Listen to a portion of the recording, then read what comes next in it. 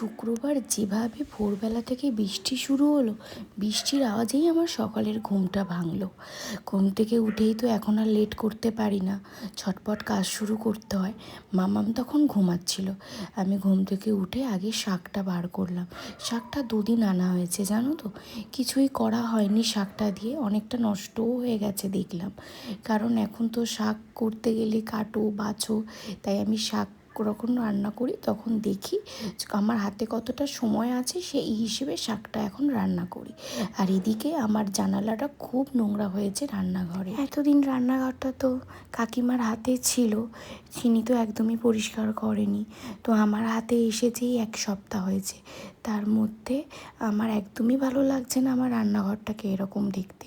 তাই জন্য ঝটপট করে কাজগুলো ভালো করে মুছে নিলাম।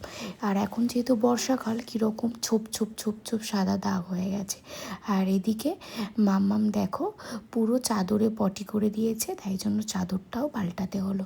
এই বর্ষার মধ্যে এখন এই চাদর ফাদর কোথায় কেচে নাড়বো সেটাই তো আমি ভাবছি। শুকোবে তা না কিছুই, এখন তো জিনিসপত্র শুকোতে অনেক লেট। মামামকে খাইয়ে তারপরে আমি চলে আসলাম আমাদের সকালের ব্রেকফাস্টের জন্য। রুটি করব, আর তরকারি করার সময় নেই, তাই জন্য দুধ দিয়েই কাজ চালিয়ে নিতে হবে। তাই এই যে দুধটাও গরম বসিয়ে দিলাম। আর এদিকে তখনও বৃষ্টি হয়েই যাচ্ছে, এত বৃষ্টি হচ্ছে।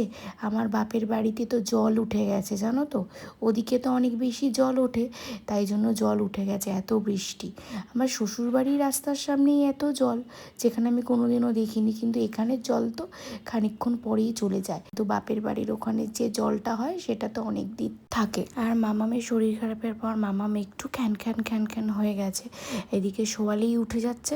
তাই জন্য ওর বাবা দেখো কোলে নিয়েই ওকে শুয়ে আছে। এত বৃষ্টি হচ্ছে দেখেই সকালে ওই বাড়িতে ফোন করে খোঁজ নিয়েছি কি অবস্থা বাড়ির ওদিকে, কারণ আমার ওই বাড়িতেও তো ছোট ছোট দুটো বাচ্চা আছে, তারা জলের মধ্যে কি করছে কে জানে। আমাকে তো বলেই দিয়েছে তুই এখন একদম আসবি না ছোট বাচ্চা নিয়ে জলের মধ্যে। কিন্তু আমি বললাম আর বাচ্চা দুটো কি করছে, বললো সারাদিন দাদুকে বলছে চলো দাদু মাছ ধরি জলের মধ্যে, আমাদের ঘরে জল ঢুকে যায় জানো তো, খুব বাজে অবস্থা। তোমাদের সাথে কথা বলতে বলতে আমার লাঞ্চ মেনু কিন্তু একদম রেডি, চলো খাওয়া দাওয়াটা কমপ্লিট করি। ভিডিও ভালো লাগলে অবশ্যই লাইক কমেন্ট শেয়ার করো।